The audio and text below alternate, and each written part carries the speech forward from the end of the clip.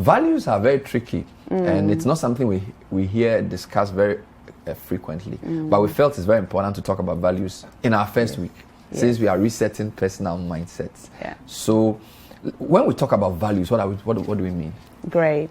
So values stem out of what we call our beliefs and our behaviors, right? So beliefs are formed over a long period of time when things like our doctrines, the cultural beliefs that we have give us a certain perception.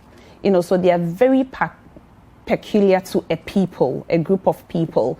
Now the behaviors we exhibit are out of these beliefs.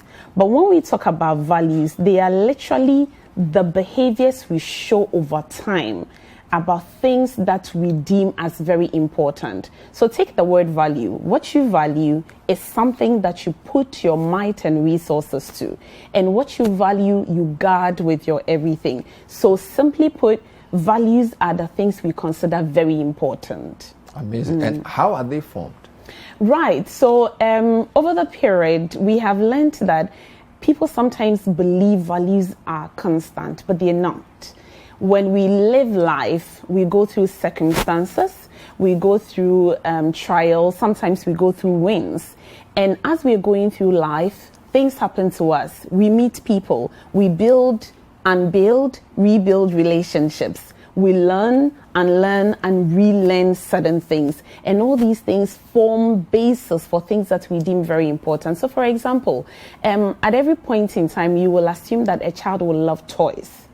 But when a child goes through a period where what they will eat is even a problem, you will realize that toys become a luxury. And they will value food and water over that. That doesn't mean that child does not like toys, but it's simply what they value at that point. If an adult, for instance, goes through a lost relationship because of an accident or death or something, you come close to that individual and realize that they suddenly relate to people differently, and they begin to value the little time that they spend with people as opposed to before. Some people take people for granted until they've lost them. So we form our values through the things that happen to us over time and through the circumstances that we go through in life.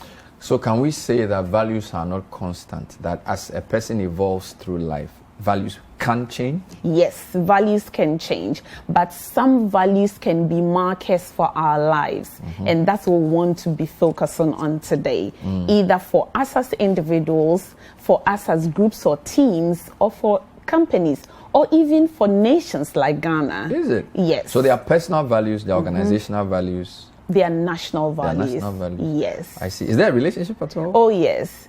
Accumulation of the values of individuals form the values of groups. So when we talk about the values of Ghana, when we start having the conversation at the national front and we begin to worry, the question somebody from my background will ask is, what are the individual values? Wow. Because it is a accumulation of these values that form the bigger picture.